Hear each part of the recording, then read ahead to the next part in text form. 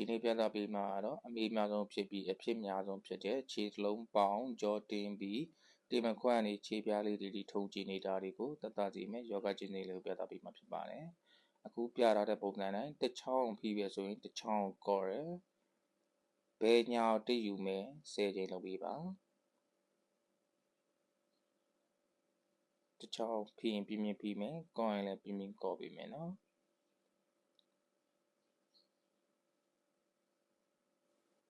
ပြီးလိုက်ကော်လိုက်လုပ်နေတဲ့အချိန်မှာစိတ်ကိုမတင်ထားနဲ့စိတ်ကိုလျှော့ပေးထားမယ်နော်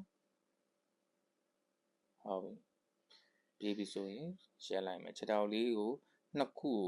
စုံရိုက်မယ်နော်ခြေဖွားခြေဖြားလေးနှစ်ခုစုံရိုက်မယ်ခြေထောက်တဲခါတော့မဟုတ်ဘဲနဲ့ခြေထောက်ပေးချင်းရိုက်တာကိုပြောတာပါ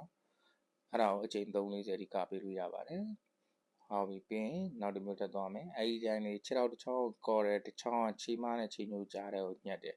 လေယူရွှင်ခါကိုဆမ်းပြီးထုတ်ရင်ခြေဖြားတီကိုကင်မယ်ပြီးရင်တင်လေးကိုကော်ပြီးကောင်းလေးကိုမော်ထားမယ်အတိုင်းလေး10စက္ကန့်ထည့်ပေးမယ်ဟုတ်ပြီရှော့မယ်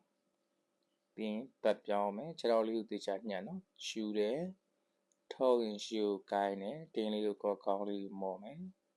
10စက္ကန့်ထည့်ပေးမယ်ဟုတ်ပြီ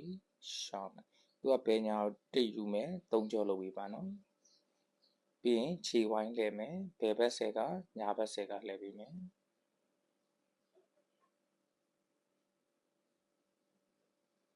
ပြီးရင်ညာ10ကဘယ်10ကနော်